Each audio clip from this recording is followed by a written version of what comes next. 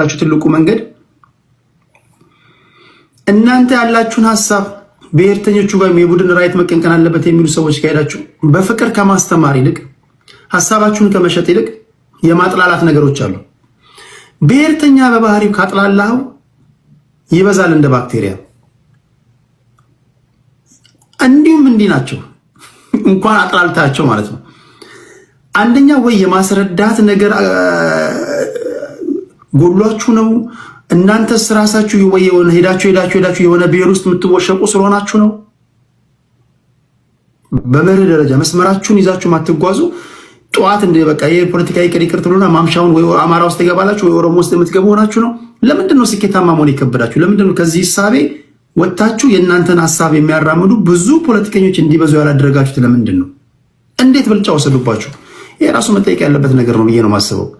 ምክንያቱም አንዳንዶችን ያሁን አያቸዋለሁ የብሔር ፖለቲካ ይጥፋ ይሏችሁና የኦሮሞን ሕዝብ አሰቃቂ በሆነ ሁኔታ ይናገራሉ። የኦሮሞን ሕዝብ ስለሰደብከው የብሔር ፖለቲካ ይቆምላል? የአማራን ብሔርተኛ ስለሰደብከው የብሔር ፖለቲከኛ ያቆምላል? ያቆማል? የትግራይን ብሔርተኛ የብሔር ፖለቲካ ይቆም ምናምን ብለህ ስለሰደብከው ያቆምላል? እንደውም ኮንክሪት ላይ የተመሰረተ ጠንካራ ነው የሚሆንብን። ንግግር አለማወቅ ነው። ቴክኒኩ ታክቲኩ ስለተሰወረብን ነው። እንደው ማሸነፍ እንኳን ቢቀር እንደው እኩል ላይ መሆን የከበዳችሁ ለምንድን ነው? እንደው እንደ አማራጭ ሐሳብ እንኳን መሆን የከበዳችሁ ለምንድን ነው? አሁን እኮ እንደ ምኒልክ ድኩላ እንደ ጨላዳ ዝንጀሮ ዝርያችሁ የተመናመነ በቅ የሚሉ ሰዎች እኔ እኮ ድሮም አልወድም የሚሉ ሰዎች ከመታየት በስተቀር ሚዲያው በሙሉ የብሔር ፖለቲካ አራማጆች ናቸውና አንድ ደግሞ የሚባልም አባባል አለ። አይ እኛ እኮ ሳይለንት ማጆሪቲ ነን፣ በቃ እኛ ሳይለንት ስለማንናገር ነው እንጂ የቁርጡ ቀን ሲመጣ እናሳያለን። ከዛ በዘለለ የላችሁም፣ አትታዩም። እና ለምንድን ነው የተሸነፋችሁት? ይሄን መመለስ አለባችሁ ለማለት ያለው። እሺ ቴንክ ዩ። ከየትነበርክ ቀጥሎ ወደ ሞሼ እንመጣለን። በነገራችን ላይ ሞሼ ፖለቲካል ሳይንስ የተማረ ሰው ነው። ቤታችሁ ስትጋብዙት ዝም ብሎ ዩዘር ኔም እና ፓስወርድ ክሬት አድርጎ የገባልን እንዳይመስላችሁ። ሞሼያችን ጉዳዩ ባለቤት ነው። እሺ ሞሼያችን ወደ አንተ ልምጣ። ጥያቄውን ኦልሞስት ስለሰማው ተመሳሳይ ስለሚሆን ከማን ነው ዶክተር ሰላም ብያለሁ። ሰላም ብያለሁ። ከቡርቃ ዝምታ ጋር ተመሳሳይ ስለሆነ በዛው ላይ እንትን ልበልበት ለመመለስ ልሞክር። በመርህ ደረጃ አሁን ከተነሱት ሀሳቦች ጋር ሁሉ እስማማለሁ። በመርህ ደረጃ ልዩነት የሚጀምረው የመጀመሪያው ነገር የብሔር ፖለቲካ አራማጅ ሁሉ አት ዘ ኤንድ ኦፍ ዘ ሮድ ወደ አምባገነንነት ይቀየራል ሁሉም ብዬ አላምንም። የመጀመሪያው ነገር እሱ ነው።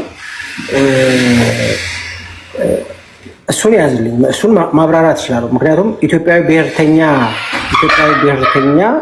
ነን የሚሉ ኃይላት የጦር ኃይሎችም ሌሎችም መፈንቅለ መንግስት ኢትዮጵያ የሚያካሄድ በኢትዮጵያ ብሔርተኝነት ጭምብል መጨረሻ ላይ እሳት የላሱ አምባገነን ሆነው አይተናቸው።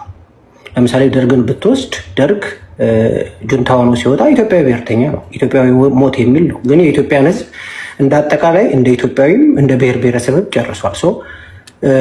ያገዳደል ሁኔታው በብሔር ከፍሎ አልገደልም፣ በጅምላ ገሏል እንጂ አምባገነን መንግስት ሆኖ ተፈጥሯል። በብሔር ፖለቲካ መንገድ ተጉዛ አምባገነን ልትሆን ትችላለህ። በትክክለኛው ያለ ብሔር ፖለቲካ መንገድ ተጉዛ አምባገነን ልትሆን ትችላለህ። ዋናው እንዴት ነው ሃንድል ማድረገው ነው፣ እንዴት ነው ማስተካክለው የሚለው ነው፣ መንገዱ ነው። ስለዚህ እኔ ዘመነ ካሴ አሁን ወይ ደግሞ ሀብቴ አት ዘ ኤንድ ኦፍ ዘ ዴይ አምባገነን ይሆናሉ ብዬ አስቤ አይደለም። ቢሆን እንደዛ ብዬ አስቤ ቢሆን ኖሮ ፍሮም ዘ ቢጊኒንግ አልደግፍም ነበር። ለምን መሰለኝ? እኔ እኮ ከዓመታት በፊት ኢትዮጵያዊ ብሔርተኛ ነኝ። የመመረቂያ ፎቶዬ ስር የነበረው እኮ እኔ ኢትዮጵያዊ ነኝ እናንተስ ምንድናችሁ ብዬ ተጠየቅ ነው ያደረኩት። የዛሬ 10 ኦኬ። ከታች የነበረው ፎቶዬ ስር ይሄ ነበር የተቀመጠው። አክቹዋሊ ገብቶኝ ነበር መሰለኝ እኔ ኢትዮጵያዊ ነኝ እናንተስ ምንድናችሁ ብዬ። ከዓመታት በኋላ ምን ሊፈጠር የሚችለው ነገር ገብቶኝ፣ ብሔርተኞቹ እንዳይሰሙ ከኢትዮጵያንስት ነው ፈልሶ የመጣው ብሎ እንዳያባሩ። ኦፍኮርስ አብዛኛው የአማራ ብሔርተኛ ከኢትዮጵያንስት ካምፕ ነው ፈልሶ የመጣው። ለምን መሰለ ይሆን አሁን ነጥቡ ላይ ያመጣው ነጥቡ በኢትዮጵያ ይሄ ኢትዮጵያዊ ብሔርተኛ ነኝ የሚለው ኃይል ኢትዮጵያዊ ብሔርተኛ ነኝ የት ነበርክን እዚህ ውስጥ አልከተውም። ሜቢ ምሰማውን ስለሆነ ግን ፖለቲካ ላይ የሚንቀሳቀሰው ኃይል ሁለት ጭምብል አለው። መጀመሪያ ለምሳሌ በአማራ ትግል እንደ ድንገት ስልጣን ቢያገኝ የዛ የጥቅም ተቃሪ ይሆናል፣ ስልጣን ይይዛል ወይ ደግሞ ምናምን ይሆናል። ሁለተኛ ዜግነት ፖለቲካ አራምዳለሁ ይላል። በዛም አማራጭ ካገኘ ተጠቃሚ ይሆናል። ለምሳሌ ብርሃኑ ነጋ ነው። ብርሃኑ ነጋ በረሃ ሲገባ አብዛኛው ጦር የነበረው ከአርበኞች ግንቦት ሰባት ውስጥ የነበረው የአማራ ልጆች ናቸው አብዛኛው። ምክንያቱም ካለው ጂኦግራፊ ለኤርትራ ከመቅረቡም አንጻር በሱዳን በኩል ከመውጣቱም አንጻር የአማራ ተወላጆች ነበሩ የነበሩት እና በአማራ ፖለቲካ ሞከረ የአማራ ልጆች በውስጥ በመክተት ግን በዛው የብሔር ፖለቲካ ህብረ ብሔራዊ ፖለቲካ በሚለው ሞከረ። ሲከሽፍ የተጠለለበት የመጨረሻው አማራጭ የብሔር ፖለቲካ ውስጥ ነው። ብርሃኑ ነጋ ሬሌቫንት ነው አሁን ትምህርት ሚኒስተርን በዚህ ጋር ትምህርት በአራተኛ በአምስተኛ ይሁን እሱ አይመለከተንም። ሬሌቫንት ነው ወይ ኢትዮጵያ ውስጥ የሲስተም ለውጥ እንደሚፈታ ኢዜማ ሬሌቫንት ነው? ዲዩ ብሊቭ ዳት? በፍጹም። ኢዜማ ይሄን መንግስት ተፎካክሮ ስልጣን ያሳጣል ብለህ ታምናለህ? አዎ የሚለኝ ሰው ካለ የዋሼ ነው የሚሆነው። አንዱዓለም አራጌና እሱ ውድድር ነበራቸው ታስታውሱ እንደሆነ የዛሬ 2 ዓመት 3 ዓመት አካባቢ 2022 2021 ላይ የፓርቲው ሊቀመንበር ነው። ፍራንክሊ እናውቃለን። አንዱዓለም አራጌ እኩል ከብርሃኑ ነጋ ጋር ምርጫ ተወዳደረ። አንዱዓለም አራጌ አማራ በመሆኑ አልተመረጠም። ኢትስ ሲምፕል ላይክ ዳት። ምክንያቱም ይሄ ተመሳሳዩ በረሃ ሲደረግ የነበረው ነገር ነው። አንዱዓለም አራጌ አያውቀውም እኮ ይሄን። አንዱዓለም አራጌ ኢዜማ ስለሆነ ስልጣን ላይ ውድድር ላይ ወጣ። አማራ በመሆኑ ከስልጣን አልተወረደ። ፓርቲውንም ጣጥሎ ወጣና የግል ህይወቱን መኖር ጀመረ። ስለዚህ አማራው ከ1950ዎቹ 60ዎቹ ዓመት ጀምሮ በዜግነት ፖለቲካ እየሞከሩ ባሉ ኃይላት እኮ ተስፋ ቆረጠ። ወንድሜ እኔ እኮ በ10 በ15 ዓመት ተስፋ ቆረጥኩ ነኝ። ኢህአፓ መጣ የዜግነት ፖለቲካን በማርክሲዝም ሌኒኒዝም ጀቡኛው እንደዚህ መሬት እንደዚህ አድርጌ አለ። ደርግም አፄ ኃይለ ሥላሴ አማራ ናቸው። አፄ ኃይለ ሥላሴን መፈንቅለ መንግስት ያደረገባቸውን እኮ ደርግ እኮ አማራው አልተቃወመም። የአማራ ብሔርተኝነት አብዮት ተነሳ የሚባለው በፀሐይ ወንቁ ስላሴ ጊዜ ነው። ጎጃም አካባቢ አፄ ኃይለ ሥላሴን ሲታገል የነበረ እንደ አማራ የተነሱ ጥያቄዎች እኮ ነበሩ። የጎጃም ገበሬዎች አመፅንም ጨምሮ ማለት ነበሩ ጥያቄዎች። አማራው አፄ ኃይለ ሥላሴ ላይ ጥያቄዎች ይጠየቁ ነበር። ደርግ ሲያስወግዳቸው ለምንድን ነው ይሄን ሰው ያስወገዳችሁት? እሱ እኮ አማራ ነው፣ አገዛዙ የኛ ነው ያለ አማራ አልነበረም። እሱን ተቆጥቶ በረሃ የገባ ነው። ኢዲዩ ነበረ። ኢዲዩ ውስጥ ግን የኦሮሞም ደጃዝማች የአማራም ደጃዝማች የትግሬውም ምናምን ተከላክሎ አፄ ኃይለ ሥላሴንም ለማንሳት የመጡ አማራዎችም ስለሆኑ ናቸው። ትክክል። እሱን እኮ ነው አልጠቀሙም። እንደ ሀገር ጎድተዋል ብለው ታመነ። መፈንቅለ መንግስቱ ሲካሄድ አብዮቱ ሲካሄድ የሀገር አብዮት ነው፣ የህዝብ አብዮት ነው። ስለዚህ አማራው ራሱ የህዝቡ ጥያቄ አንዱ አካል ስለሆነ ዝም አለ። ኦኬ። ይሄን ተይዘው የመጡት ግን ግራም ሆነ ቀኝ ዘመም የሆኑ ኃይሎች ምንድን ነው ያደረጉት? ከዛም በኋላ ራሱ አማራው የማይፈታበትን ጥያቄዎች እየሰጡት መጡ። 97ንም ውሰድ አሁን ድረስ በዜግነት ፖለቲካ የሚሰሩ ድርጅቶችን ያቸው ጥያቄዎቻችን አልተፈቱም። እንደ አማራ የምንጠይቃቸው ከዓመታት በፊት የነበሩት እንደውም ውስብስብ እየሆኑ መጡ። ስለዚህ ሞክረህ ጫማ እግር ውስጥ አልገባም ካለ በባዶ እግር ትሄዳለህ።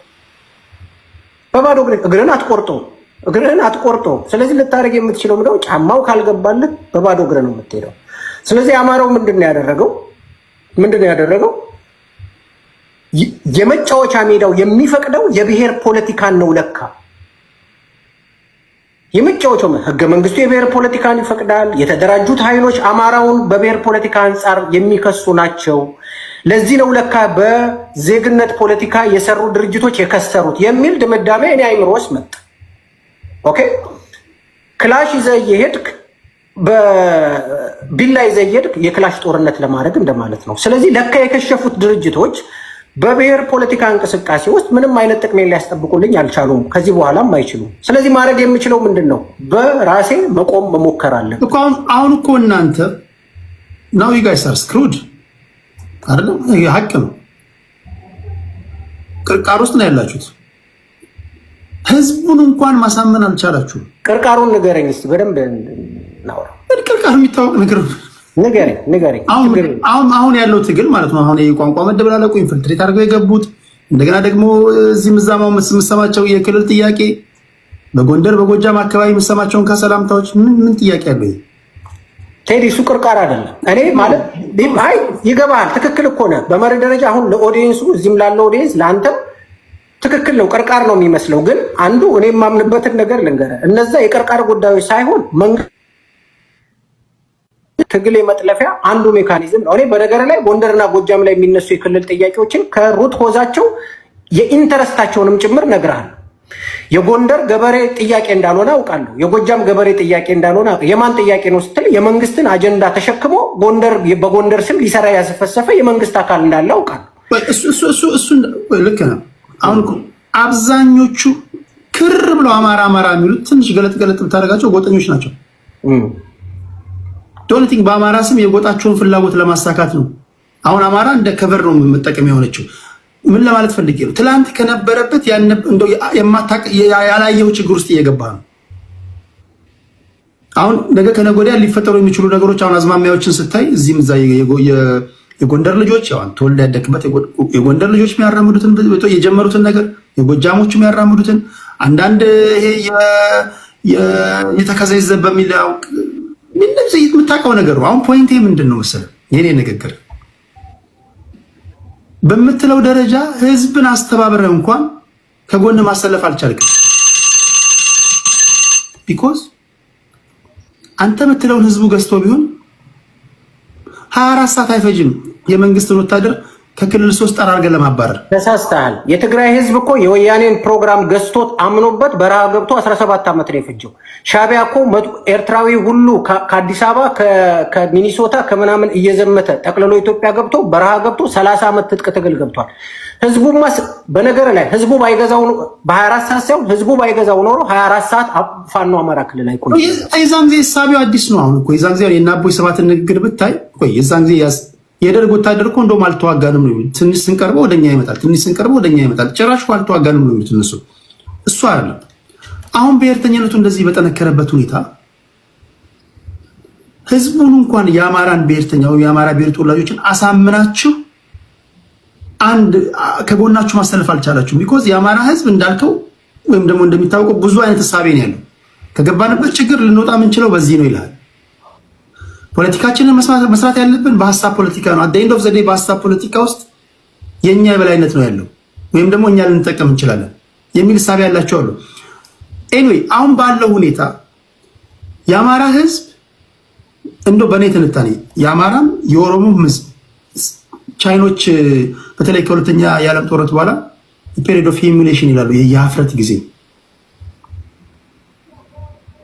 እነዚህ ትልልቅ ብሔሮች የሚከበሩ ብሔሮች ህዝቡ ለፖለቲከኞቹ ነው ለፖለቲከኞቹ ይሄ ያለፉት 6 እና 7 ዓመታት የእፍረት ጊዜ ነው። ፔሪድ ኦፍ ሂሚሌሽን የአማራ ህዝብ በታሪኩ አይቶት የማያውቀው እጅግ አሳዛኝ ነገር ውስጥ ነው የገባው። የኦሮሞ ህዝብ በታሪክ አይቶት የማያውቀው እጅግ አሳዛኝ ነገር ውስጥ ነው የገባው። የትግራይ ህዝብ እንደምታየው ነው።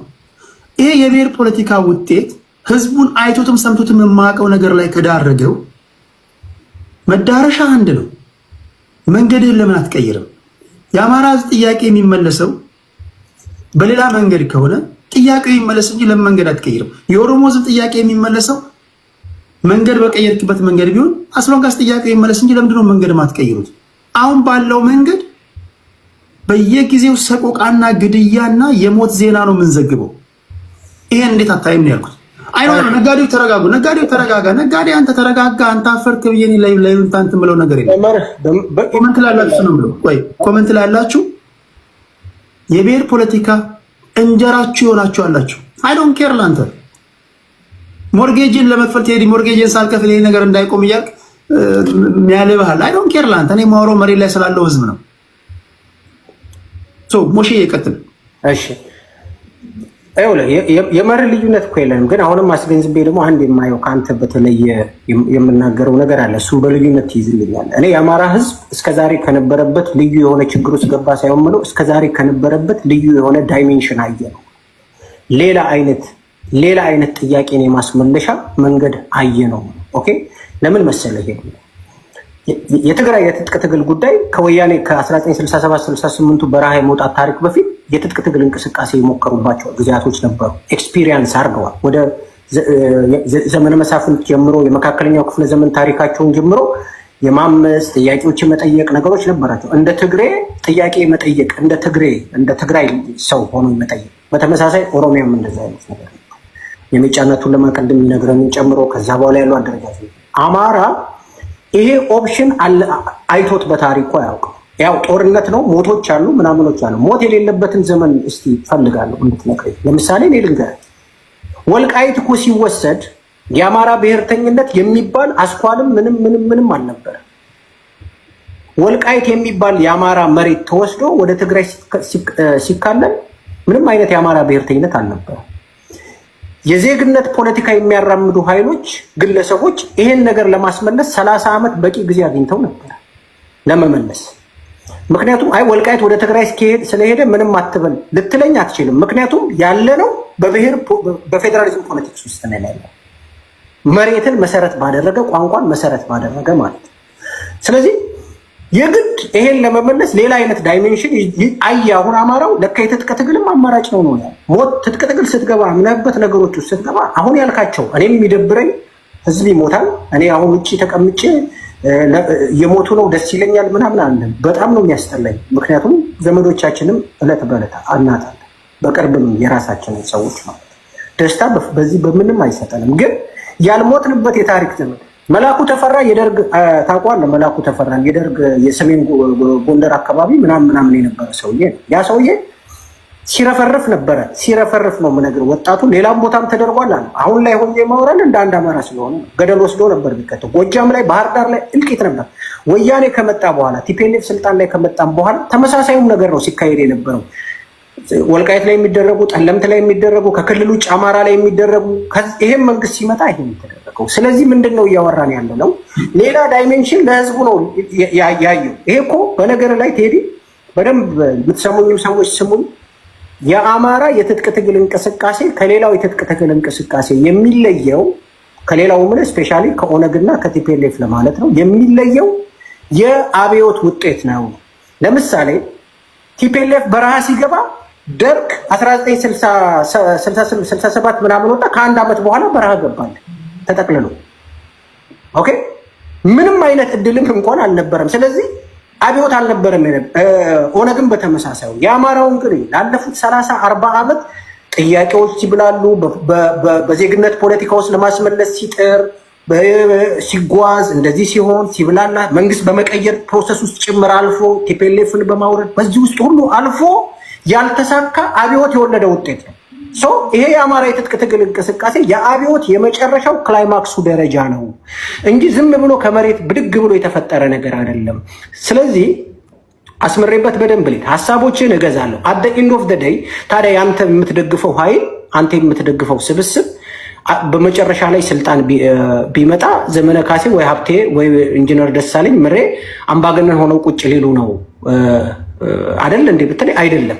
ምክንያቱም እኔ ራሴን ከጭቆና ለማውጣት ነው እንጂ ዘመነ ካሴ ገዝቶ ሀዲያውን ደቡቡን እንትኑን ጨቆኖ ይግዛልኝ የሚል ፖለቲካ አይደለም እየሰራ ያለሁት። ምክንያቱም ጭቆናን ፕራክቲካሊ እኔ እያየሁት ስለሆነ ማለት ነው። ስለዚህ አሁን አንተ የምታነሳውን ቅድም የት ነበርክ ያነሳውን ምናልባት ዶክተር ታሜም የሚያነሱትን ሁላችንም የምናነሳውን ተመሳሳይ ሀሳብ ገቢር የሚደረግበት ሜካኒዝም የመፍጠሪያ አንዱ መንገድ አድርጌ ነው ማስበው። ይሄን ነው ሊያዝ የሚገባው። ሲቀጥል እየሰማኝ ከሆነ ቴዲ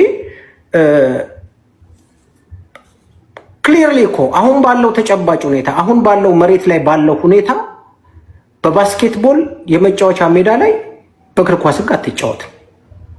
እጅህን በኳሱን በእጅ ነው የምታደርገው። ሜዳው የፈቀደ አሁን ብዙ ሰዎች በጣም ማዝንባቸው ብዙ ሰዎች የአብይ ደጋፊ ኮሜንት ይጽፍልሃል። ማናውቃቸው ሚዲያ ላይ የሚወጡ አሁን ቅድም መሀል ሜዳ አይነቱም ሰው ማለት ነው አንተን ደግፎ በተመሳሳይ የት ነበርክን ደግፎ ገራሚ ሀሳብ ነው ይልና የብሔር ፖለቲካ ስፔሻሊስቱን አብይ ግን ያመልክላል። ብልጽግና አማላጄ ነው ይልናል። ይኸውልህ ብሔርተኛው የዜግነት ፖለቲካ አራማጁ ከብሔር ፖለቲካው ጋር አምታቶታል፣ አወሳስቦታል። እራሱን አንዴ እዚህ ጋር ይሆናል፣ አንዴ እዛ ጋር ይሆናል። ጥቅሙ ሲመጣበት ወደዚህ ይገባል፣ ጥቅሙ ሲጎልበት እዛ ጋር ይሆናል። ወደ አይነቱ ማለት ነው። ስለዚህ ትግላችን አሁን ያለው ትግል እኔ ባምነው የመስመር ትግል ነው ብያለሁ። እኔ እኮ ልክ ነህ፣ ግን እኔ አንድ ለእናንተም ስለማዘን ነው። ለምሳሌ ሞሼ ፖለቲካል ሳይንስ የጨረሰ ልጅ ነው። ፖለቲካን በፖለቲካ ቋንቋ ከሚያወሩ ሰዎች ጋር ነው መሰለፍ ያለበት። ልጅ በስመ አማራ ተንጋግቶ ከሚመጣ ሰው ጋር ዝም ብለህ ፖለቲካ ማውራት የለብህም። አማራ ልዩ ፕሮፌሽን ይኖራል። የቡርቃ ዝምታ ፕሮፌሽኑ ሌላ ሊሆን ይችላል። ፖለቲካን ስፔሻላይዝድ ያደረጉና በፖለቲካ ቋንቋ ማውራት የሚችሉ አሉ። አሁን እኮ እየሆነ ያለው ብስሉን ከጥሬው መለየት አልቻለም። አንደኛ ይሄ የጎራ መደበላለቅም እየፈጠረብን ነው። ኤሊቱን ኤሊት ካልሆነ መለየት አልችልም። ሐሳቡን ሐሳብ ካልሆነ መለየት አልችልም። ይህ ለእናንተ እንኳን አታስቡም እንዴ? ፖለቲካችን ምንድነው መምሰል ያለበት? ፖለቲካ ብሔር ሊሆን ይችላል ወይ? ራሱ ሲጀምር ፖለቲካ ሐሳብ ነው መሆን ያለበት። ሐሳብ ደግሞ እንዲሁም እናንተ የሐሳብ መሪዎች ፓዮኒየር መሆን አለባችሁ። በቋንቋ ያልተጠቀምኩም ሰው ምን ላድርግ? እኔ በቋንቋ እንድትጠቀም ፈልጋለሁ። በቋንቋ ግን አልተጠቀምኩም ስትል የምታመለክትበት የሆነ ተቋም ሊኖር ይገባል። ሄድና እዛ አመልክት። ተቋሙ ጥናት ያርግና በቋንቋ እንድትጠቀም ያርግ። ባህል አልባሳቴን አልለበስኩም ይላል ሰው ምን ላድርግ? እኔ ባህል አልባሳትን ወይ ባህልና ቱሪዝም ሊሆን ይችላል ወይም ደግሞ የፌዴሬሽን ምክር ቤት ሊሆን ይችላል። የሆነ ብቻ ተቋም ያስፈልጋቸዋል። ኢንስቲትዩሽን መጀመሪያ ኢንስቶል መደረግ አለበት እነዚህን ነገሮች ኮንትሮል የሚያደርግ። ከዛ በዘለለ ግን እኛ መፋጨት ያለብን በአይዲያ ነው። በቃ ፖለቲካ ሐሳብ ነው መሆን ያለበት። ነጥቡ ላይ መጣ። ኢንስቲትዩሽን አሁን ባለው የኢትዮጵያ ፖለቲካ ኢንስቲትዩሽን ክሬኤት የምታደርገው አማራጭ የትጥቅ ትግል ነው ብዬ አምናለሁ። ለምን መሰለህ? ጀኔሬሽን ጋፕ ተፈጥሯል። ምናልባት 1 እና 2 የሚሆን ጀኔሬሽን አሁን እኔና አንተ በምንከራከርበት አዲስ የተቀረጸ አስተሳሰብ አለ። ሀገራዊ አስተሳሰብ፣ የሀገር ምስረታ ብሎ የራሱን ሴናሪዮ የሚያስቀምጥ የሶሻል እንትናችንን መስተጋብራችንን በራሱ አዲስ ትንታኔ የሚሰጥ ምናምን ብዙ አለ። ኦኬ፣ አዲስ ጀኔሬሽን የተፈጠረው ይሄ ጀኔሬሽን አንተ የምትለውን ይሄ በቀናነት የሆነ ነገር አሁን በትጥቅ ትግል ለምሳሌ ተቋማቶች ሲገነቡ ሊቃኖች አሉ፣ ምሁራኖች አሉ፣ አካዳሚሻኖች አሉ። ለምሳሌ የህጉን ስርዓት እንዴት ነው ኢንስቶል ማድረግ ያለብን የህግ ሰዎች አሉ። አስፈላጊ ከሆነ ሌላ ሀገር ተሞክሮ ወስደው የህጉ ስርዓት መመሰል እንዳለበት ራሳቸው መጻፍ አለባቸው። ሚዲያው በምንድነው መመራት ያለበት? የሚዲያ ሰዎች አሉ። ፖሊሱ ፖሊስ ሰዎች አሉ። ሚሊተሪው የሚሊተሪ ሰዎች አሉ። ምርጫ ቦርድ ሰዎች አሉ። አሁን ደርግ ትልቁ እኮ ያከሸፈብን ነገር ዛሬ ለገባንበት የቋንቋ መደበላለቅ የዳረገን ጃንሆይን ከስልጣን ካስወገደ በኋላ ወደ ካምባችን እንገባለን ሀገርና ህዝብ ካረጋጋም በኋላ ብለው ስልጣን ሳማቸውና በዛው ቀጠሉ ዘንድ እነሱ የመጫወቻ ሜዳውን ሳያሰምሩ አምባገነን ስለሆኑ እነዚህ ሀሳብ ይዘው ከውጭ ሀገርም የመጡ ከሀገር ቤትም ሀገር በቀል ፓርቲዎች ስለተሰደዱ ስለተዋከቡ ያቺ ጎልደን ኦፖርቹኒቲ ሚስ አደረገን አይደለም እንጂ መይሶን እንደ መይሶን ኖሮ ቢሆን ኖሮ ወዝሊግ እንደ ወዝሊግ ኖሮ ቢሆን ኖሮ ያፓ እንደ ያፓ ኖሮ ቢሆን ኖሮ ህዝብ ቢያንስ አማራጭ ይኖረዋል። ያበላሸናት ጎልደን ኦፖርቹኒቲ እነዚህ ታጣቂ ኃይሎች የብሔር ፖለቲካ ይዘው ጫካ እንዲገቡ አደረጋቸው። ከዛ ጊዜ ጀምሮ አሁን ያለንበት ደረጃ ላይ ደረስን እና አሁንም ቢሆን ከገባንበት ችግር መንግስትን ለመቀየር እንዴት ባለ መንገድ ነው መሄድ ያለብን? መንግስት መቀየር አለበት። ዴፊኒትሊ የፖለቲካ ፓርቲ እኮ የሚያስፈልገው አማራጭ ሀሳብ ልትነግረኝ ነው። ሰላማዊ የስልጣን ልውውጥን ወይ ደግሞ ቅድም ሰዎች ሲያወሩ የነበረውን ይሄ ብሔራዊ መግባባትን ምናምን ለመፍጠር መጀመሪያ ብሔራዊ መግባባትን ለመፍጠር የሚፈልግ መንግስት ወይ ደግሞ ሰላማዊ የስልጣን ሽግግርን እንዲኖር የሚሰራ መንግስት ሊኖር ይገባል። በነገር ላይ የትኛውም ዓለም ላይ መንግስት በምርጫ ብቻ አይወርድም። የዓለም ታሪክ አይደለም። በጦርነትም ይወርዳል፣ በአብዮትም ይወርዳል፣ በምርጫም ይወርዳል፣ በጸሎት ሊወርድ ይችላል እና ይሄኛው መንግስት አሁን ያለው መንግስት 2 ደቂቃ ሀሳቤን ጠቀልላል። አሁን ያለው መንግስት ይሄን አሁን የምንለውን የምርጫ ናሽናል ኮንሰንሰስን ለማምጣት ብሔራዊ ነገርን ለማድረግ ልቡ ዝግጁ ነው ወይ ሲተለኝ አይደለም። ለምን መሰለህ አይደለም የምልህ እራሱ ቅድም የነገርኩ የጀነሬሽን ጋፕ ውስጥ ያለ በጀነሬሽን ክፍተት ውስጥ አብይ አህመድ እልም ያለ የኦሮሞ ብሔርተኛ እልም ያለ ምክንያቱም መንግስት የተነካ ብለው ከሰበታና ከሱሉልታ ይመጣልሃል የሚል ኢትዮጵያዊ ብሔርተኛ አይኖርም። ኢትዮጵያዊ ብሔርተኛ የሚለው ስለዚህ ይሄ ስርዓት ሊቀየር የሚችለው እኔና አንተ የሚያስማማን ሰውየው ብሔርተኛ ስለሆነ ጆሃርን ገፍቶ ኢትዮጵያኒስት ያደርገው። ጆሃር ኢትዮጵያኒስት አይደለም። ለምሳሌ ጨዋታው መሰለህ ጆሃር ከዚህ ቀደም በነበረው የመጫወቻ ሜዳ አብይን ሊያሸንፈው አይችልም። ቢኮዝ ብሔርተኝነትን አብይ ከጆሃር በተሻለ ሁኔታ እየተጫወተለት ነው። ዘን ምንድነው ጆሃር ያለ ጓዳ እያለን እኮ እኛችን ሀገር እያፈረስን ነው። አሁን ስለ ሳሎኑ እናስብ አለ እሱ። ጆሃር የሚያምነው ይመነው። ጆሃር ኢትዮጵያ ብሔርተኛ ነው ብሎ የሚያምነው ይመነው። እኔ በግሌ አላምነውም። ምክንያቱም እኔ ሪላቲቭሊ ለኢትዮጵያዊ ብሔርተኛ ከዛሬ 10 ዓመት በፊት ቀርባለሁ የምለውና ከዛሬ ያንተን የደገፉ አዎ ትክክል ነህ። ስለዚህ ጆሃር የሲስተምና የአካሄድ ልዩነት ሊኖራቸው ይችላል በሁለቱ መካከል። ከዚህ አዲስ አበባ ተነስተን እናንተ እኩል ብንነሳ፣ አንተ በሮም በኩል ብትሄድ፣ እኔ በኪጋሊ በኩል ብሄድ አዲስ አበባ ነው መግቢያ ዋናው። እዛ እንገናኛል። የመንገዱ ልዩነት ነው የሚያከራክራቸው። ብዙ ጊዜ የኦሮሚያ ፖለቲካ ላይ ልዩነቱ መንገዱን እንዴት እንሂደው ነው። እሱ ሰፊ ነው። ግን ስናጠቃልለው የምትለውን ነገር በደንብ እገዛለሁ። ሁላችንም በጋራ የምንኖርበት ሀገር እንድትኖር የብሔር ፖለቲካ ከዜግነት ፖለቲካ ይልቅ ጥፋቱ ብዙ ነው። ይህንንም አምናለሁ።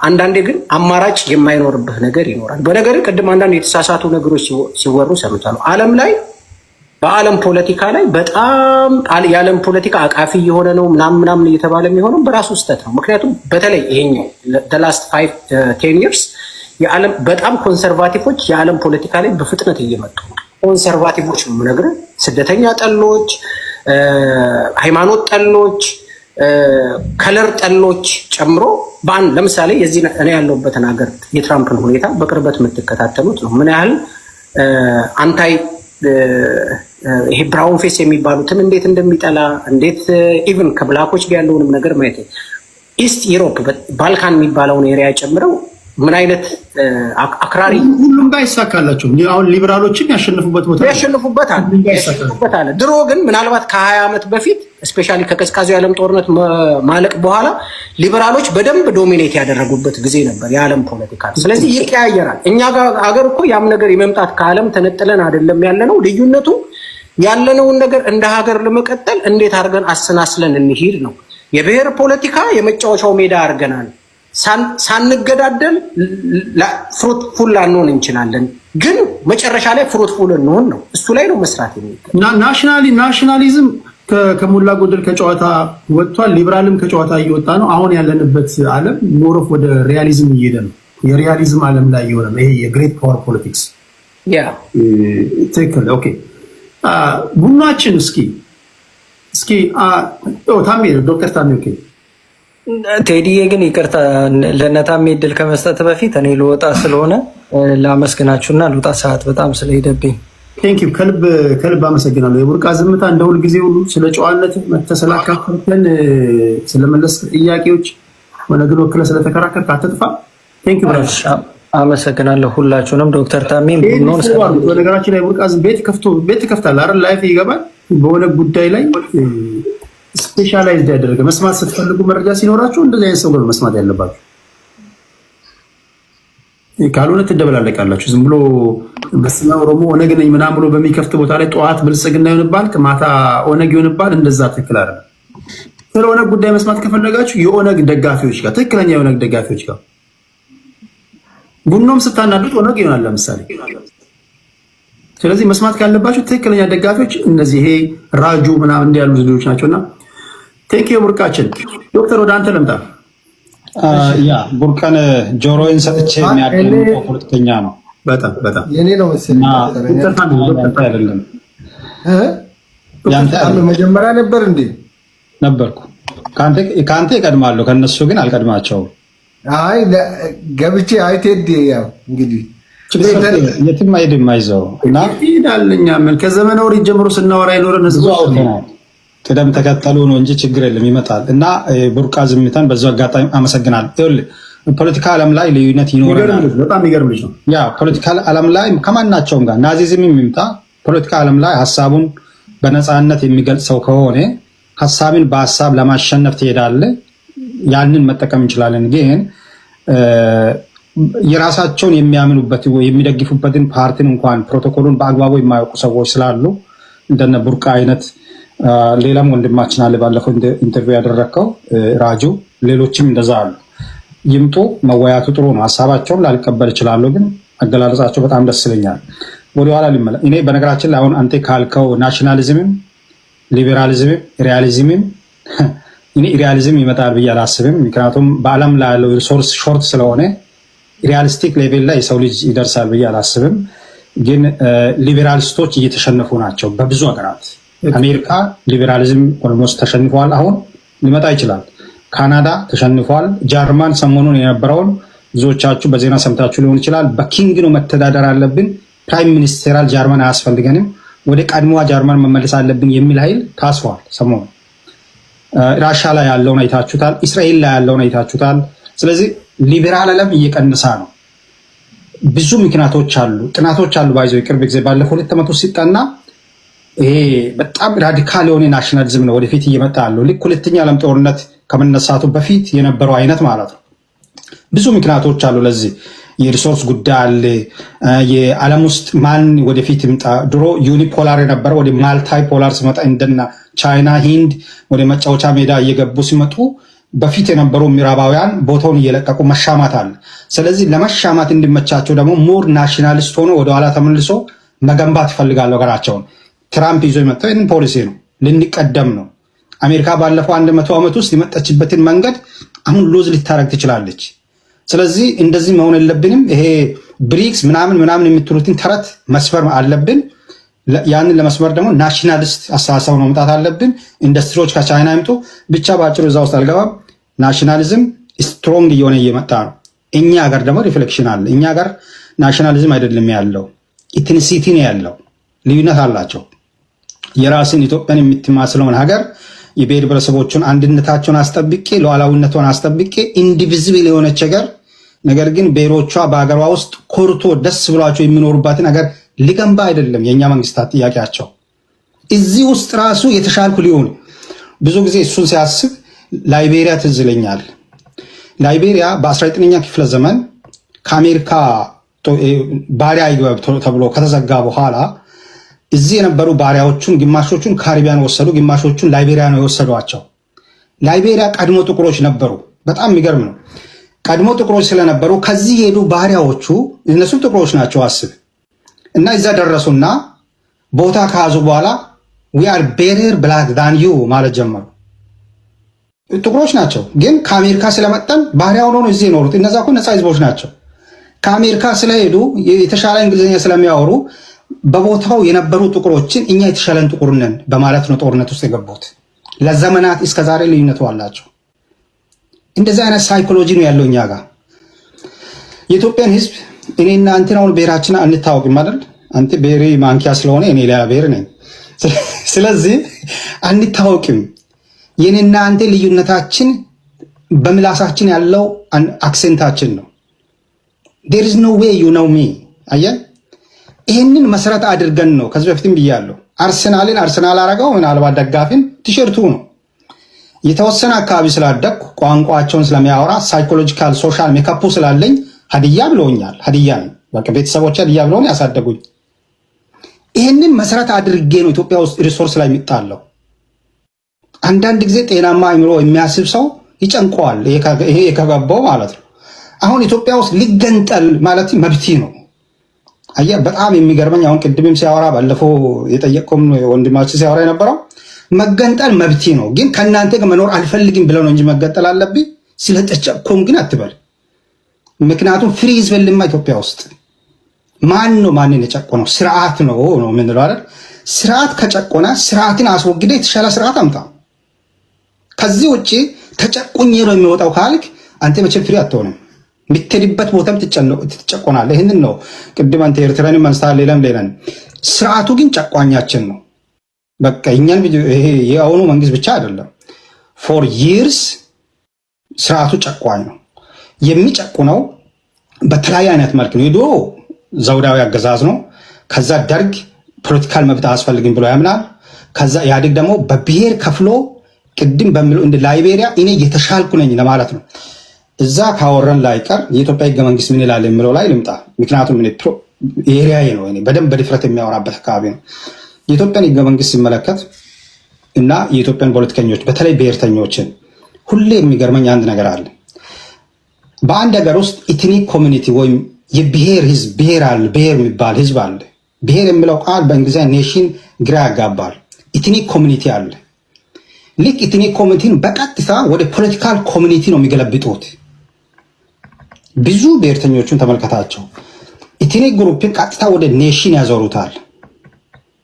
እነዚህ በጣም የተለያዩ ተርሞች ናቸው። መስፈርቶቹም ይለያሉ። አንድ ህዝብ ኔሽን የሚባለውና ኢትኒክ ግሩፕ የሚባለው ልዩነት አላቸው፣ ሰፊ ልዩነት። አንድ ኢትኒክ ግሩፕ ኔሽን ለመሆን ግራጁዌት ማድረግ አለበት። ፖለቲካል ሴልፍ ዲተርሚኔሽን ኮስችን ያለው መሆን አለበት። አንድ ህዝብን ኢትኒክ ኮሚኒቲ ሆኖ ሊኖር ይችላል። ልክ ኢህአዴግ ከመምጣቱ በፊት የነበራቸው ኢትዮጵያ ኢትኒክ ኮሚኒቲ ነበሩ። ቋንቋቸው፣ ባህላቸው፣ ማርኬራቸው የተለየ።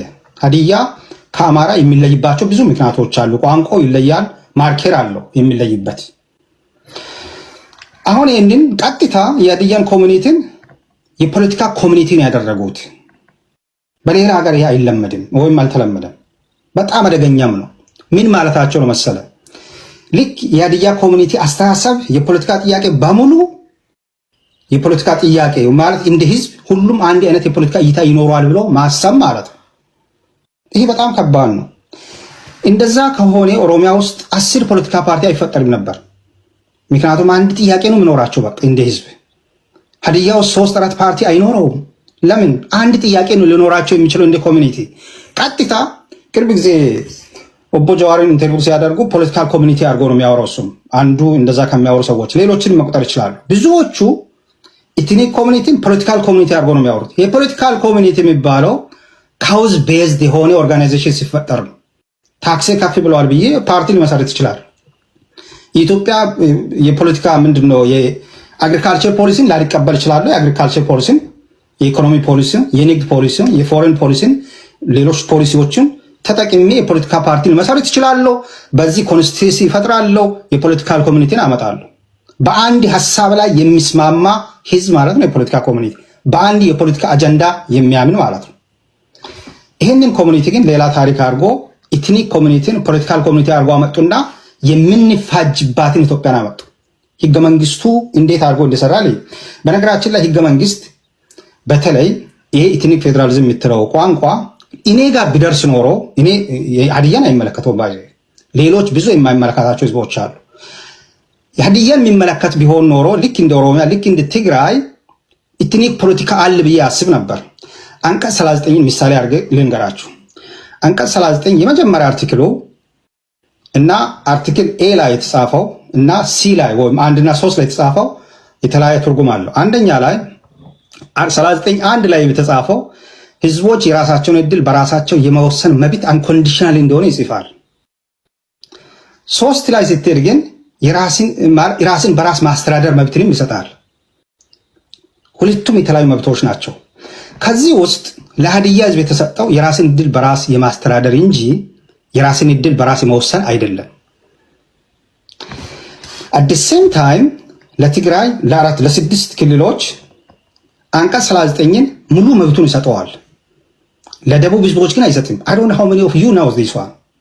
ብዙ ኢትዮጵያን የሚያውቁም አይመስለኝም። ይሄ ህገ መንግስት የብሔር ብሔረሰቦች ነው ሲባል ድንግጥ ነው የምለው እኔ።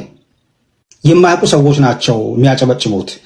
በነገራችን ላይ የብልጽግና ደጋፊዎች እዚህ ካሉ ደግሞ እነሱ የእኛ መንግስት እኮ ይህንን ነው ሊያደርግ የመጣው ህብረ ብሔራዊ ነው ይላሉ። በጣም ራዲካል እኔ ኢህአዴግንም ሌሎችንም ካየ በጣም ራዲካል የትንሲስት መንግስት ነው ብዬ ነው የሚያምነው የብልጽግና። ስለዚህ ህገ መንግስትን ቶሎ ያሻሽል ነበር ባይፈልግ ኖሮ። ይህ ህገ መንግስት የደቡብ ህዝቦቹን አያውቅም። በተለይ አንቀጽ 39 1 ላይ የተጻፈው አንኮንዲሽናል መብቱ የሚተገበረው ምናልባትም በ6 ክልል ብቻ ነው። ትግራይ፣ አፋር፣ አማራ፣ ኦሮሚያ፣ ሶማሊያ፣ አሁን ሲዳማ።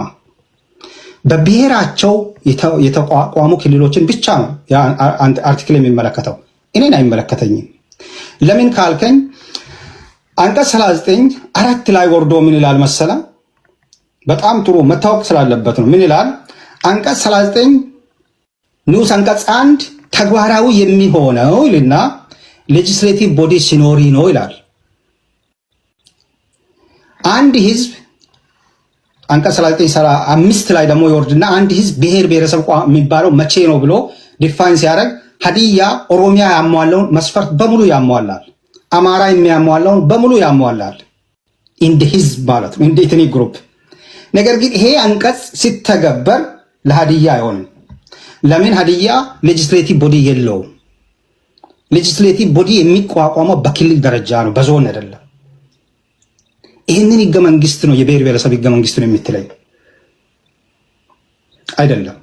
ቴክኒካሊ አንዱ ሌላውን እንዲጨቁን ተብሎ ወይም አንዱ በሌላኛው የበላይ ወይም እኛን ግምቱ ሳያስገቡ የኢትዮጵያን ብዙ ብሔር ብሔረሰቦችን ምናልባት 78 ብሔር ብሔረሰብን ከግምቱ ሳያስገቡ የጻፉት ህገ መንግስት ነው የመጀመሪያ።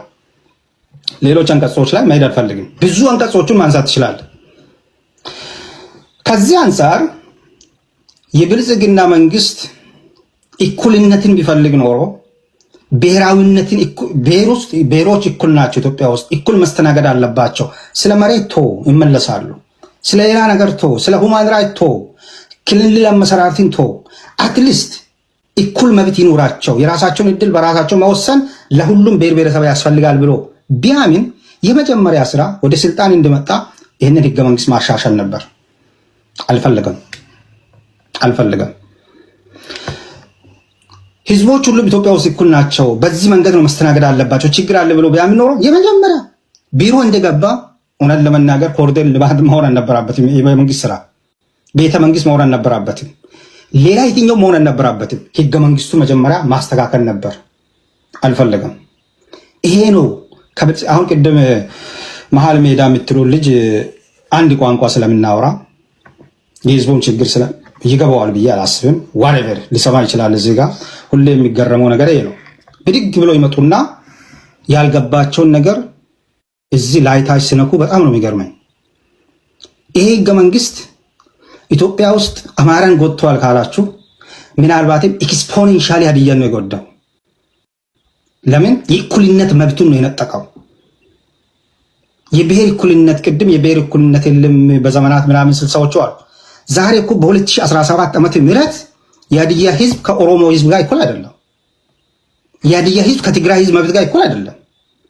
ይህንን አያውቁትም እነዚህ እነ መሀል ሜዳዎች እና የበሉትን ያክል ያወራሉ።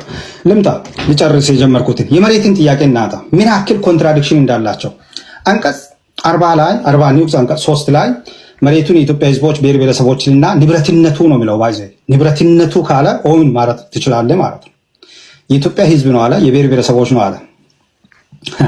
አንቀጽ 39 ደግሞ 5 ላይ ኒውስ አንቀጽ 5 ላይ አንድ ብሔር የሚባለው በዚህ ህገ መንግስት ትርጉም አንድ ብሔር ብሔረሰብና ህዝብ ማለት ብሎ ዲፋይን ሲያደርግ ቴሪቶሪን ኦኩፓይ ማድረግ እንዳለበት ይነግራል ራሱ ህገ መንግስቱ። አንድ ብሔር ቴሪቶሪን ኦኩፓይ የሚያደርግ ከሆነ 40.3 ላይ ሄደ ደግሞ ኢትዮጵያ ነው ማለት ይጋጫል። ምክንያቱም ክሌም ማድረግ ይችላል። እኔ ሀዲያ ያዘው መሬት ሀዲያ ነው ማለት የሚችልበት ግራውንድ አለኝ። 40.3 ላይ ትሄድና እንደገና አይ የኢትዮጵያ ህዝብ ነው አልክ። ብዙ እርስ በራሱ የሚጋጭ ነገር አለው። ሌሎች ሀገሮች ይህንን እንዴት አስታረቁ? እኔ አሁን በዚህ ኤሪያ ነው አይደል ብዙ ዘመን የኖርኩት። ሌሎች ሀገሮች እንዴት ነው ያስታረቁ? ናይጄሪያ 250 ብሔር አለው። ሂንድ እስከ 2000 የሚጠጋ ብሔር አለው። ካናዳ ብዙ ብሔር አለው፣ በተለይ ኔቲቭ ፒፕል። ካናዳን ተወኝ፣ በጣም የሚቀርበው ናይጄሪያ ጋር ሄዶ ናይጄሪያዎች እንደዚህ ጨዋታ አልተጫወቱም። እኛ ጋር መጀመሪያም ታርጌቱ ህገ መንግስቱ ሲጻፍ ታርጌት የተደረገው ማንን እንዴት እንጠቀማለን ተብሎ እንጂ የኢትዮጵያን ህዝብ አንድ አድርጎ ያስቀጥላል ተብሎ አይደለም።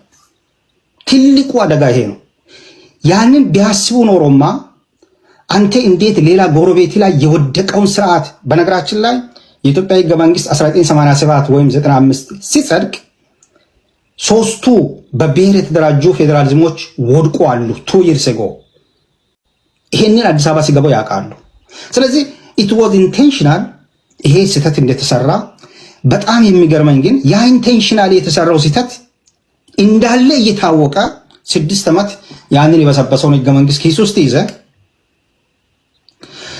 የብሔር ፌዴራሊዝም አለ ብለህ ስትሰብክ ነው። የብሔር ፌዴራሊዝም የለም ባይነኝ እኔ በዚህ ኬዝ ብሔር ፌዴራሊዝም የሚባለው በክልል በብሔር መዋቀር ነው ከተባለ አለ፣ ግን በተግባር የሌለው ብሔር ፌዴራሊዝም ነው።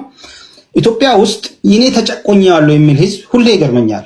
በዚህ አሁን ባለው ሁኔታ አይደለም። የጨቆነ አካል አድሚኒስትሬቲቭ ቦዲ መሆኑ ከታወቀ ታግለ እሱን ቀይረ የተሻለችን ኢትዮጵያን መመስረት ስትችል ሁልጊዜ ህዝቡ የራሱን እድል ህዝብ የምንለው ራሱ በደንብ ዲፋይን መደረግ አለበት። ጥያቄ ያለት ይመስላል። ብዙ እንዳለ እዚህ ወደሚቀጥለው ለመሸጋገር ጨርሳ ጥያቄ የለኝም። ረጅም ሰዓት ስለተቀመጥኩኝ ታሜ ያው በስራ ምክንያት ዘግየት ብሎ ነው እየመጣ ያለው ነግሮኛል፣ ጽፎልኛል። ሞሼም እንደዚሁ ነግሮኛል። ይህን ጉዳይ ግን መቀጠል አለብን። በተለይ ዲቴል እየገባን የብሔር ፖለቲካ ከየት ወዴት በሚለው ጠቅመናል በሚሉና አይ አልጠቀመንም በሚሉ ወገን ቢያንስ እውቀት ሊያስጨብጠን በሚችል ደረጃ እንወያይ ደስ ይለኛል። አሁን ግን የምትሉኝ ነገር ከሌለ ላሰናብታችሁ። ታሜ ሌላ ጊዜ ሲኖርህ ጥያቄ አለ ያልገባኝም ነው ማለት እንትን ከማለት አንጻር አይደለም። የናይጄሪያውን ጉዳይ እንደ የወጡበት መንገድ ግን በኋላ ላይ ስፔሻሊ 1960 ምናምን አካባቢ ይመስለኛል አልከሸፈም። አሁን ድረስም እሱ ፕሮብሌም የለባቸውም። ለምሳሌ የቢያፍራን ኢንሲደንት እንውሰድ። ከዛም በኋላ ተያይዞ ኖርዘርን ናይጄሪያ ላይ በዚህ በሀውሳ ሰዎች እንደገና በሌሎቹም በኢግቦዎችም በእነሱ መካከል ያለው ችግር አሁን ድረስ በጣም እኔ በቅርብ የናይጄሪያን ፖለቲክ ለማመን ስሞክር ሃይማኖት እና የነሱ ክፋቱ ሃይማኖት እና ብሔር የሚመስል ጠንካራ የሆነ የሚያስፈራ እንደውም ኮላፕስ ለማድረግ ወይ ፍራጃይል ለመሆን እንጥልጥል ላይ ያሉ ናቸው። ሰው ያን አሁን ባልከው መረጃ አምልጠውታል ምናምን ጊዜ ሲኖር ሰፊ ያርገት ነገር እኔ 2 ደቂቃ ቢሰጠኝ እንደው ፍንጭ እሰጥሃለሁ። ይኸውልህ ቴዲ ትሰጠኛለህ 2 ደቂቃ? እሺ 2 ደቂቃ በፈረንጆች አቆጣጠር እስከ 1996 ዓመተ ምህረት ናይጄሪያ ትሪሚስ ነው። አሁን የምትለው ሲቪል ወር ነበር። 3 ብሔር ነው በነገራችን 3 ክልል ነው የነበረው ናይጄሪያ። መጀመሪያ ክልል ከቅኝ ግዛት 54 ሲወጡ 54 አካባቢ ጀምሮ 3 ክልል ሆኑ። 3ቱም ክልል በብሔር ነው የተዋቀረው። ኖርዝ ኢስት እና ሳውዝ ተብሎ በኋላ 12 ክልል አደረጉ። 24 ክልል አደረጉ። በኋላ መጨረሻ ላይ 96 እስከዛ 5 መፈንቅለ መንግስቶች ተደርገዋል። ፕራይም ሚኒስቴራልም ነበሩ። ባይዞ ፕሬዝደንሻል አደረጉበት ምክንያት ሁሉ አላቸው። አሁን ናይጄሪያ ልክ እንደኛ ሰፊ ክልሎች አሉ። እኛ ጋር እንደሚታየው ኦሮሚያ፣ አማራ በጣም ትላልቅ ክልሎች ናቸው። ሶማሊያ እንደዚህ አይነት ክልሎች ችግር እንደፈጠሩ አዩ። ኖርዞቹ በኢትዮጵያ ውስጥ እንግዲህ 71 ሚሊዮን ያለው ህዝብ የለም። ናይጄሪያ ውስጥ ግን አለ። ምንድነው ፉለኔ ናይጄሪያ 31% ማለት የ211 በጣም ብዙ ህዝብ ነው። ፉለኔ፣ ኢቦ እና ዮሩባ እንትን ፉለኔን ብቻ ስንት ክልል ነው ያደረጉት? 10 ክልል አንድ ቋንቋ ነው የሚያወሩት። ባይዘ እነሱ ከብሔር ውጥረት ከሲቪል ወር በኋላ የተማሩት ምንድነው ክልሎቹን በታተኑና ብዙ አደረጉ። 36 ክልል አደረጉ። ኮምፒቲሽኑ በቋንቋ መሆኑ ቀረና በኢኮኖሚ በሌላ ጉዳይ ነው የሆነው። ለምን አንድ ብሔር ራሱ 10 ክልል ነው ብቻው ፉለኔ። ቀጥሎ ዮሩባ ነው። ዮሩባ 7 ክልል ነው ብቻው፣ አንድ ቋንቋ ነው ግን የሚያወሩት። ሌላኛውን ኢቦን 5 ክልል አደረጉና 3ቱ ብሔር ብቻ 22 ክልል ናቸው ከ36 ትናንሽ ህዝቦች አሉ ክልል ያለው እና ምንድነው ያደረጉት? የመጀመሪያ ውጥረቱን አጠፉ ማለት ነው። አሁን ፉለኔ ከኢቦይ ጋር የሚፎካከሩ ፉክክር የለም። ብዙ ክልሎች ሆኑ። የመጀመሪያ ሁለተኛ ፓርላሜንታሪ ስርዓትን አስወገዱ። ለምን? ቀጥታ ከሁሉም ክልል የሚመረጥ ፕሬዝዳንት አመጡ። የዛን ጊዜ እንደኛ በፓርቲ ተወክሎ መጥቶ ከፊት ለፊት የሚያጨበጭብ ጠቅላይ ሚኒስትር አታገኝም። ተወጥሮ በብዙ ዲሞክራሲና በብዙ ፍትጊያ በሁሉም ህዝብ የሚመረጥ ፕሬዝዳንት ሲያመጡ ቢያንስ ኮምፒት ማድረግ ይችላል ማንኛውም ህዝብ ማለት ነው። ክልሎች አሁን በኢኮኖሚ ነው የሚወዳደሩት። ችግር የለም ወይ? ችግር አለ፣ ግን ከኛ በጣም የተሻሉ ናቸው። አሁን ድሮ ናይጄሪያ ከኛ በላይ በሃይማኖት ሳውዝ ክርስቲያን፣ ኖርዝ ሙስሊም ጦርነት ነበር። በብሔር እኔ አሜሪካ ውስጥ በነገራችን ላይ ትምህርት ቤት ሁሉ የሄድኩት ከናይጄሪያዎች ጋር ነው። በጣም ጥላቸው የሚገርም ነው። የኛ እንደውም ይሻላል፣ ግን በሀገራቸው ጉዳይ አሁን ከኛ የተሻለ ዩኒፊኬሽን ኢንዲቪዚብል ናይጄሪያ ነው ብለው ዋና ከተማቸውን ቅድም አንድ ወንድሜ እዚህ ሲያወራ የሰማሁት እኔ በሂንድ በናይጄሪያ፣ ስዊዘርላንድ፣ ጀርመን በእነዚህ ሀገራት በካናዳ ፌዴራሊዝም ላይ ጽፌ ያለው ብዙ ነገር ዋና ከተማቸው ኢሹ እንዳለ ይታወቃል። የትም ዓለም ላይ ግን አንድ የሚጠይቅ ነገር የሚነግር ነገር ምንድነው? በየትኛው ፌዴራሊዝም ሀገር ላይ ዋና ከተማ የክልል ከተማ ይሆን ሆኖም ማያውቅም። አንድ ሀገር ጥረብያ አንድ ቀን የሚጠራ የለም እዚህ። if you try to do that አገርን የመበተን ቀን ነው ያ። ለምን ዋና ከተማ ወይ ዋና ከተማ ራሱን ክልል ነው የሚሆነው ወይም ራስ ገዝ ነው። ሂንድ ላይ ራስ ገዝ ነው፣ ጀርመን ላይ ክልል ነው፣ ናይጄሪያ ላይ ራስ ገዝ ነው። የትም ሀገር ጥራ ራስ ገዝ ነው ወይም ራሱን የቻለ ክልል ነው የሚሆነው። ከዚህ ውጪ እንደ ኢትዮጵያ አይነት ሙከራኛ እንወስዳለን ካልክ that is the day you going to destroy that country ብዙ ኢንትረስት ይመጣል እዛ ጋር። ስለዚህ ብዙ ልምዶች አሉን። ናይጄሪያ ዋና ከተማቸውን አቡጃን ምንድነው ያደረጉት? ራስ ገዝ አደረጉና ሁለት ሴኔት እኛ ጋር ፌዴሬሽን ምክር ቤት የአዲስ አበባ ተወካይ የለም። ለምን? ብሔር የለም ብሎ ማለት ነው። ህዝቡ ውክልና የለውም። ስለዚህ ትላልቅ አገራዊ ውሳኔዎች ላይ የአዲስ አበባ ህዝብ መወሰን አይችልም። ተመልካች ነው። ናይጄሪያ ግን ምንድነው ያደረገችው? ሁለት ተወካይ ላካችና ዋና ከተማ ልክ እንደ ዲሲ ማለት ነው። ዲሲም ሴኔት ውስጥ የላቸው ባይዘ ግን ዲሲ እንደ አዲስ አበባ ጭቅጭቅ ያለው ከተማ አይደለም። ስለዚህ ዋና ከተማቸውን በፌዴሬሽን ምክር ቤትም በህዝብ ተወካዮች ምክር ቤትም ወከሉ፣ ራስ ገዝ አደረጉ። አገራቸው ሞሮሌስ ኢስዋት ስቴብል ዛናስ። ስለዚህ በዚህ መንገድ ናይጄሪያ ትንሽ ከእሳቱ ፍሮም ሃር ዋሪየር አውትሳይድ ወጥተዋል በእኔ እምነት። ዶክተር እንደ ሁልጊዜው ከሁሉ በጣም ከልብ ነው የማመሰግነው። እንዲህ ያላችሁ ሊቃኖች ናቸው ያለባችሁ። በፌዴራሊዝም ዙሪያ የተማራችሁ ጥናታዊ ጽሑፍ የጻፋችሁ ያነበባችሁ ሰዎች ስትመጡ አሁን ብዙ ሰዎች እውቀት ያገኛሉ። ቴንክ ዩ። ሞሼንም እንደዚህ እንደ ሁልጊዜው ከልብ ነው የማመሰግነው። ፖለቲካችን ወደ